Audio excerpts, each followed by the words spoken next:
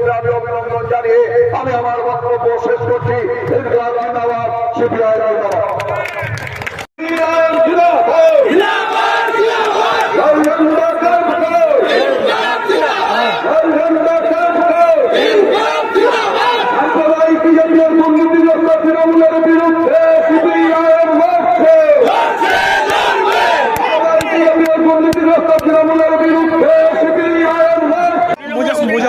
আপনি দুবারের চেয়ারম্যান, আপনি সিপিআইএমে যোগ দেওয়ার পর আপনি কতটা ভাঙন ধরাতে পারবেন বলে আগামী দিনে আপনি মনে করেন? সেটা মানুষ বলবে। দেখেন, মানুষের তো শেষ কথা, মানুষের শেষ কথা বলে।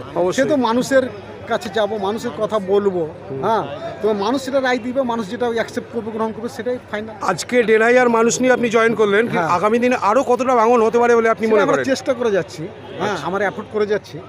ঠিক আছে, সবাইকে ধন্যবাদ এবং সংগ্রামী অভিনন্দন জানাচ্ছি। এই বার্তা জঙ্গিপুর ছাড়িয়ে গোটা রাজ্যের মানুষের কাছে পৌঁছচ্ছে।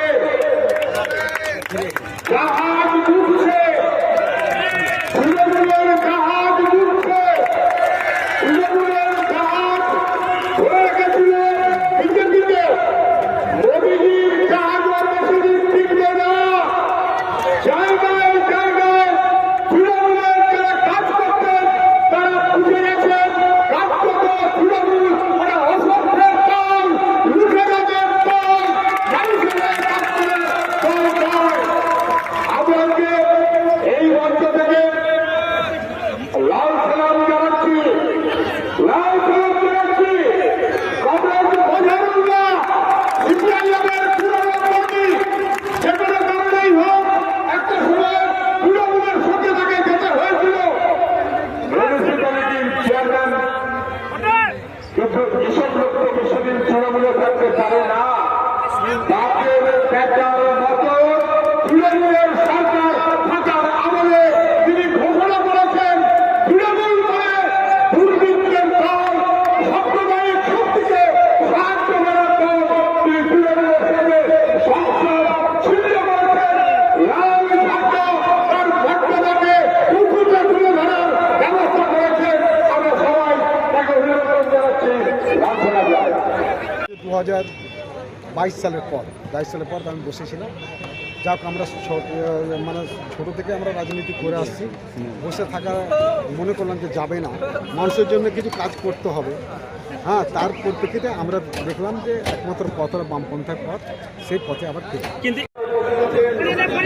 আমাদের কেন্দ্রীয় কমিটির সদস্য ডক্টর সুব্রত চক্রবর্তী মহাশয় উপস্থিত আছেন। এখানে আমাদের জেলা ভারতের সম্পাদক কংগ্রেস জাতীয় মহাশয় উপস্থিত আছেন। এখানে সুন্দর অসিতরা, সুন্দরদা, এখানে উপস্থিত শাহাদাতরা, এখানে সুকুর সিংহ রায়, সঞ্জয় আছে এবং আপনারা তবে সকলকে জানান আজকে আমরা এই ঘরের ছেলে ঘরে ফিরে এলাম।